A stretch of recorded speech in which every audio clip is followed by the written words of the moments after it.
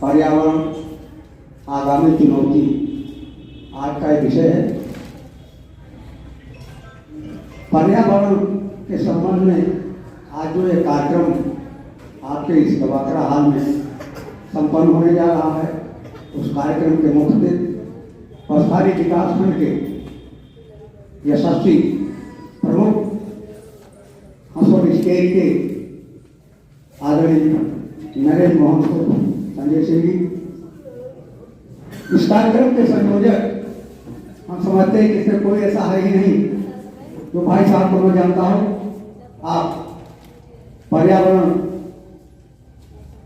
सलाहकार समिति के सदस्य भी हैं भाई वीरेंद्र प्रताप सिंह जी, और आप युवक मंगल दल जो गांव गांव में चलता है, पूरे उत्तर प्रदेश में कार्यक्रम चलाया जाता है, युवक मंगल दल का, महिला मंगल दल और युवक मंगल दल, आप उसके प्रदेश के संयोजक हैं ऐसे भाई वीरेंद्र प्रताप सिंह जी, जिनके संयोजन में यह कार्यक्रम संपन्न होने जा रहा है। कार्यक्रम के संयोजक आप हैं।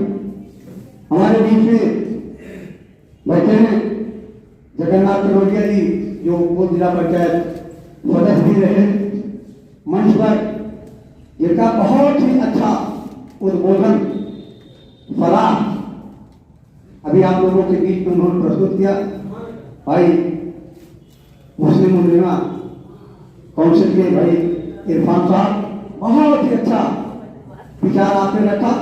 संचालन कर रहे गुरु जी परम आदरणीय देवेंद्र प्रताप त्रिपाठी जी, जो पहले प्रवक्ता रहे, आज के 8-9 वर्षों पूर्व आप सेवानिवृत्त हुए हैं और विश्व ब्रह्मण चेतना मंच के आप राष्ट्रीय संयोजक हैं। मंच पर हमारे बहुत ही प्रिय हमारे मित्र सहयोगी डॉक्टर रामभद्र जी, जो आप प्रबंधक भी हैं। आपके बगल में वायु सेना के रिटायर्ड अधिकारी, आरएसएस के अच्छे पदों पर रह चुके वर्तमान में भी हैं आदरणीय दिनेश सिंह जी। आपके बगल में मंच पर हमारे भाई नंदे बाबू से सभी लोग आप जानते हैं, 6 पंचायत सदस्य हैं। जल्लापुर साबरपुर के प्रधान आदरणीय प्रदीप सिंह जी, अभी जो आप लोगों को ये कलम का वितरण किए भाई प्रबंधक अरविंद यादव जी। हम समझते हैं कि इसमें जितने लोग बैठे हैं इस हाल में, नाम तो मैं राममोहन बाबू सबका जानता हूँ, प्रधान जी नाम लेंगे तो समय बहुत लगेगा, और रणजीत सिंह जी, इस गवाकरा हाल में हमारे बसहारी विकासखंड के कोने कोने से आई हुई हमारी बहनें, चाहे आंगनबाड़ी की बहनें हों, आशा की बहनें हों या जो भी हों, और हमारे बसहारी विकासखंड के कोने कोने से आए हुए आदमी बंधु। संचालक महोदय ने बहुत ही विस्तार से पर्यावरण के संबंध में बहुत ही अच्छे ढंग से और विस्तार से प्रकाश आदरणीय प्रमुख जी के आने के पहले बहुत विस्तार से प्रकाश डाला। और पर्यावरण के बारे में मैं समझता हूँ इरफान साहब ने भी बहुत ही अच्छे ढंग से प्रकाश डाला और ये बताया कि पहले की सरकारें भी हुआ करती रही, लेकिन इन सब विषयों पर उनका ध्यान नहीं रहा।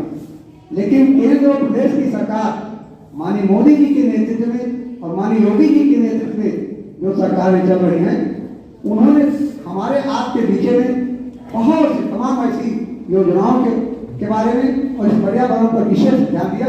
और पर्यावरण का यह कार्यक्रम मैं समझता हूँ कि पूरे जनपद में, और वीरेंद्र प्रताप सिंह जी जो कार्यक्रम के संयोजक हैं, इनके द्वारा हर विकास खंड में वर्ष में 1-2 बार यह कार्यक्रम चलाया जाता है।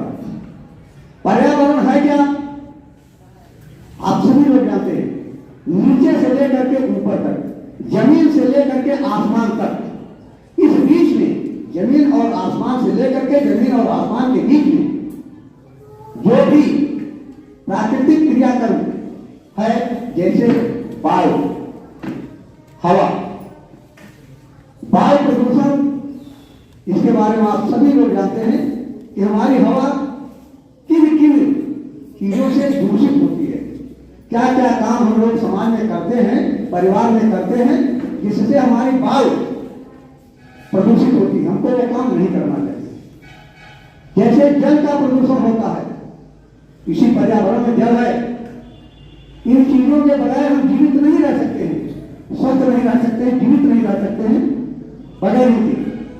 जैसे जल है, जल का संचय होना चाहिए, उसका संचय होना चाहिए।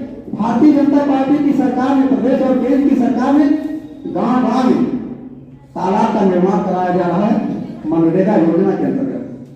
सरकार की बहुत ही महत्वपूर्ण योजना है कि हमारा जल अपव्यय जल का न हो, जल का संचय हो, जल का सही उपयोग हो, उसमें प्रदूषण न हो, गंदगी न हो। आप सभी लोग जानते हैं कि जल में कैसे प्रदूषण होता है। हम प्रदूषण न फैलाएं, हमारा जल स्वच्छ रहे। अगर जल हमारा स्वच्छ रहेगा तो निश्चित रूप से प्रदूषण रुकेगा, प्रदूषण नहीं होगा।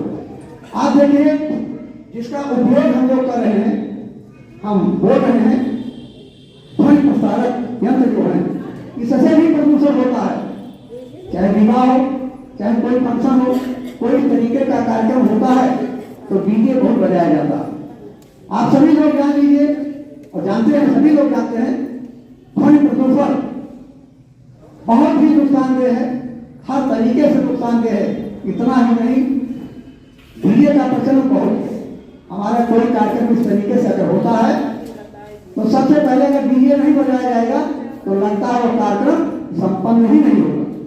कोई उत्सव हम मनाते हैं, चाहे बच्चे का जन्मदिन मनाओ, चाहे किसी बच्चे बच्ची का विवाह हो, चाहे कोई सांस्कृतिक कार्यक्रम हो, तो उसमें निश्चित रूप से डीजे का प्रचलन बहुत है।